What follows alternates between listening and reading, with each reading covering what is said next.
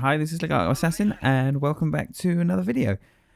I would first like to apologise for not uploading any commentary videos for a while. I've just been very busy and I haven't had a chance to get around to it, but I thought I would jump on and record this.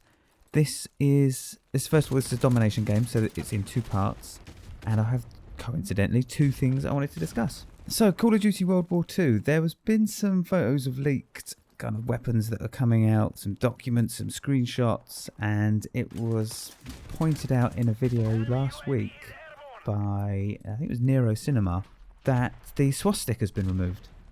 The swastika, if you don't know, was used by the Nazi Party during the Second World War, and it's they've decided Activision and Sledgehammer or Infinity Ward, I don't know who does the making or who does the what. They've decided in their infinite wisdom that they're going to remove the swastika, which I think is a really bad idea. First of all, the image itself is about 11,000 years old, and it's an important religious symbol, namely in Hinduism and Buddhism. The word roughly translates to lucky or auspicious object, like a rabbit's foot or four-leaf clover. Modern day use of it, it was used by the Nazi Party during the Second World War, and it's obviously now linked to evil, tyranny, murder, generally not nice things. But the image itself has got a deep history in religious sects. I kind of understand why they want to remove it, but I don't agree with it. I think it's wrong. I think it's a bad idea. I think you're getting into very dangerous grounds when you start erasing parts of history, especially in something like this video game, which they're going to want to try and get historically accurate, or as accurate as they can get. And I think just by removing the symbol, they're already taking a step away from accuracy. It's also very Orwellian. Orwellian is a term derived from the author George Orwell, who wrote a novel called 1984, and in the novel, the governing party of the UK systematically goes around and removes parts of history. They'll delete parts of history. They'll delete it from all the archives, from newspapers, from any written documents. They'll be destroyed and burnt, and history will literally be rewritten in the present. So yeah, this kind of stinks a little bit of 1984, a bit of Big Brother. I think leaving it out is, the image is a fundamental part of the war, as I said, and if you start removing it, you start moving away from historical accuracy. If you take it out, it's not going to change what happened. You're not going to bring back 6 million lives that were lost just in kind of the Holocaust. But I think we owe it to the 6 million people that lost their lives, and all the people, the Allied forces, and any soldier that was fighting who lost their lives. I think we owe it to them not to remove it. I think we owe it to them not to forget. And the best way to not forget is to remember. Now, it's going to be really uncomfortable. It could be very uncomfortable for people watching playing the game, and they see these images of the swastika. But man, just imagine what it was like if you were actually there. How uncomfortable do you think it would be then? We have the luxury of turning the game off, pausing it, going to get a cold drink, go out and sit in the sunshine. People who fought in that war, they didn't have that luxury. They were in it 24/7. It's tough. It'll be tough. Like I said, it'll be painful to look at it. But if you want a historically accurate game, you need to leave it in. And that's the best way to honour those people that died. The best way to honour the dead. To all the soldiers that fought for it, and all the civilians that lost lives, the cities that were laid in ruins for decades. And it's something, the Holocaust is something that shouldn't be tampered with. It shouldn't be erased. It shouldn't be mollycoddled. We need to remember it exactly how it happened, or as close as we can get, because it's something that I don't think our species is ever going to get over.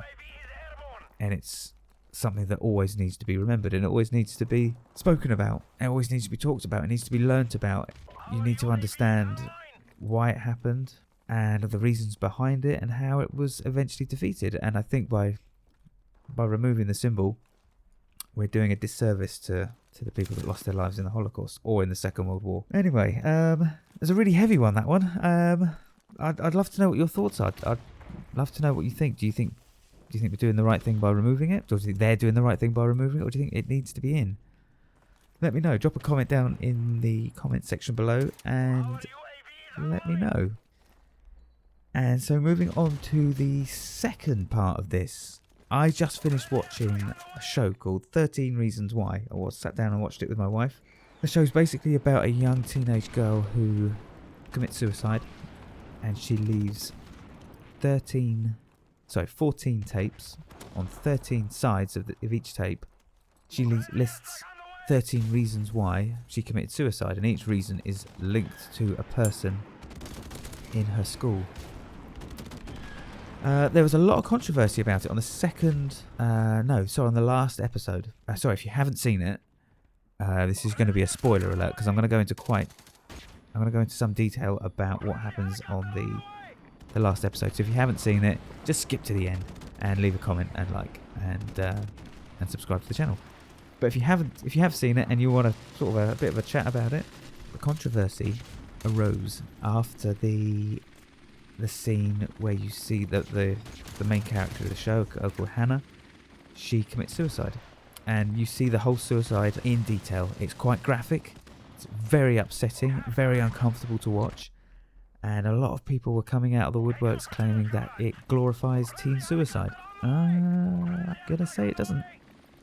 I don't think it glorifies teen suicide at all. If you watch the whole series, you will understand just how tragic it was. And so if you did see it, then you'll know just how kind of tragic it was. It was very sad.